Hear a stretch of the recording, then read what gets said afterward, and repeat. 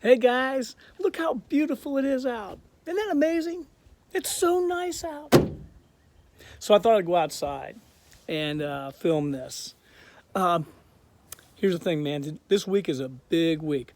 I'll be looking at your reflections over the next few days and give you some feedback on those. So looking forward to that. But this week's when we're going to do our research paper, and that goes for 110 and 341. Now, you 110ers, this paper is going to be for both classes. It's just 1,000 to 1,500 words, which is nothing. But it's an important grade.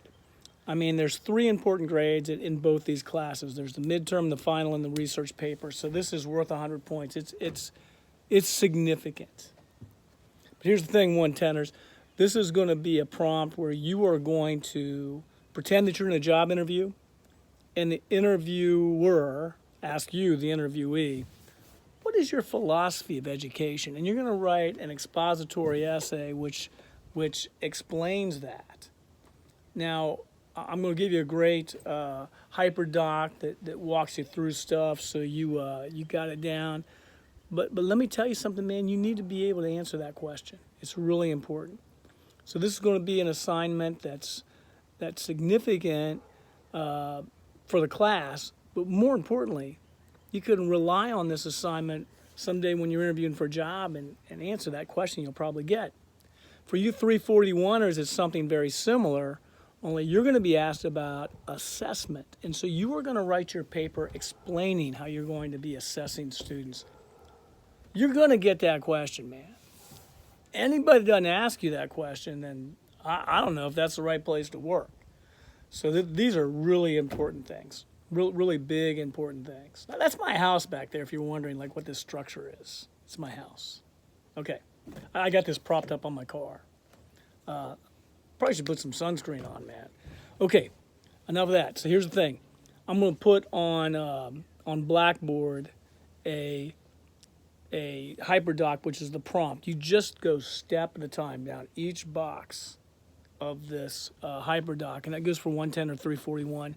In both cases, Linda Hatfield, the reference librarian at Muskingum, someone that I want you to feel confident about contacting. She understands these prompts very well. She understands this assignment.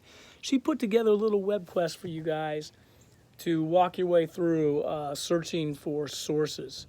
Now, one thing that's real clear is your text can be used twice. You need 6 sources, and I'd be using the text, man. There's no way. You can use class activities. But you need to get some of your sources from the databases, and that's where Linda Hatfield's going to help. I even have a screenshot on there because there's 9 pages on the little web quest she put together, and I got hung up on page 2. So I have a little screenshot on the boxes that you check. I'll put it on the hyperdoc just in case you're confused.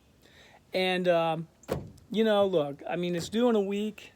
But I'm not too hung up about that. I fully expect that a lot of us are going to go back and make some revisions just to get our grades a little higher. And we'll use the same rubric that we used for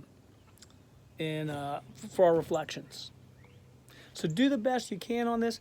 Do not hesitate to shoot Sturtevant a Vox. I love hearing from you guys. Or a remind, if you don't have Voxer, we can do a phone call. We can walk our way through it.